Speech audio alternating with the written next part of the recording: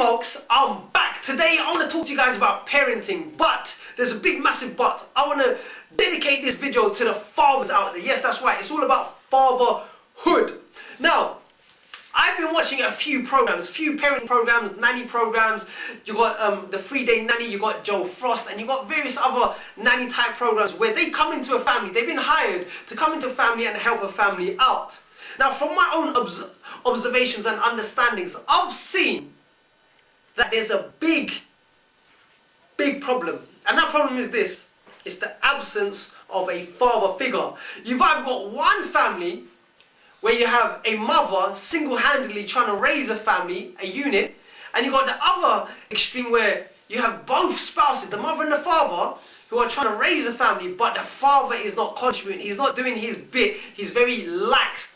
So you might as well say that the father is not even there. He goes to work, he comes back, and he just lacks. They doesn't contribute towards the family's well-being.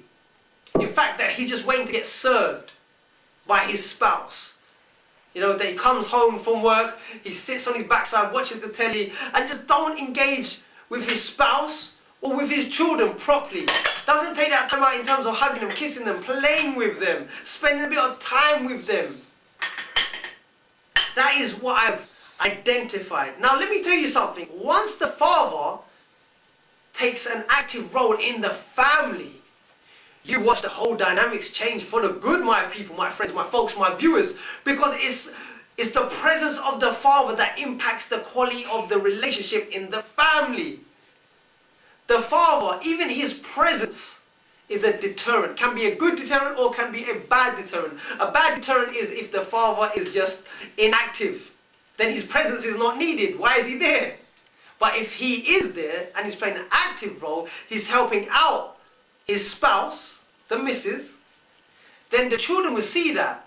And there'll be a lot more order in the family because the children pick up on the vibes between the two spouses. If the spouses are gelled together and they work together, then you will have well-organized children.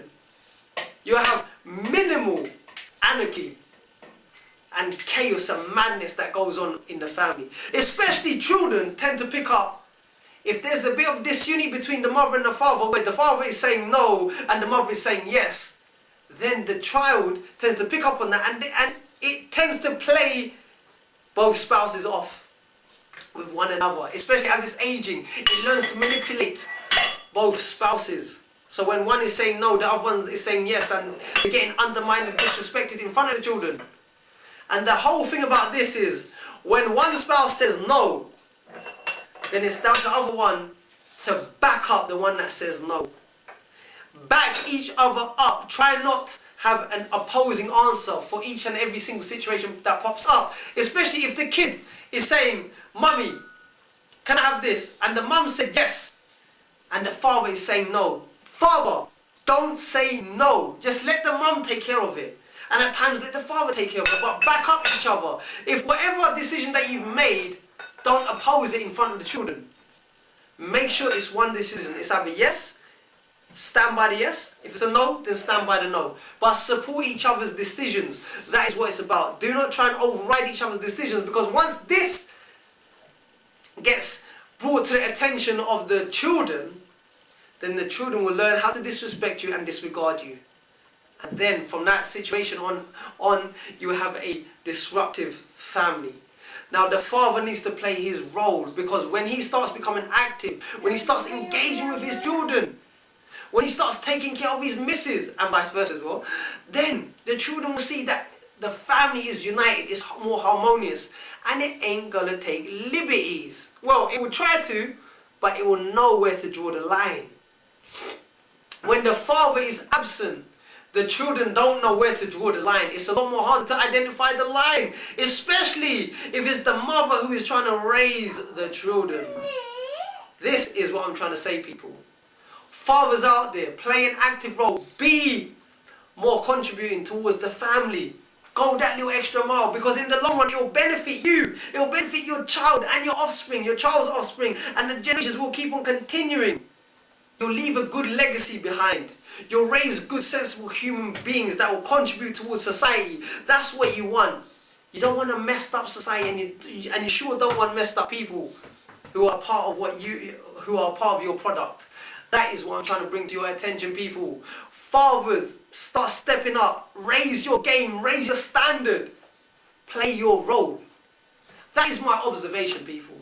It's the absence of the father. The inactive father, or you got an absent father who's just left missus, and the missus is left with her children. Now, let's not be in either situation.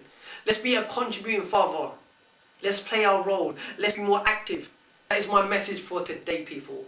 So, until then, take care, stay strong, stay focused, and always live to empower and inspire the lives of many, as well as yourself. Bye for now. Son, do you want to say something? Yeah? Come up, stand up. Ready? Say hello to the people. Say bye. Bye. Thumbs up.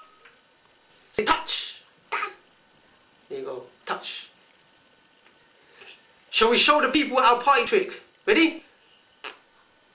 Punch. Ready? Go. Ouch. Eh? Ah! People, I don't know if you saw that punch that connected to my ear. When he hit my ear, my drums went beep. Ouch. Son, you gotta be careful with this. But at the end of the day, folks, I did ask for it, so I got what I asked for. Anyway, over and out.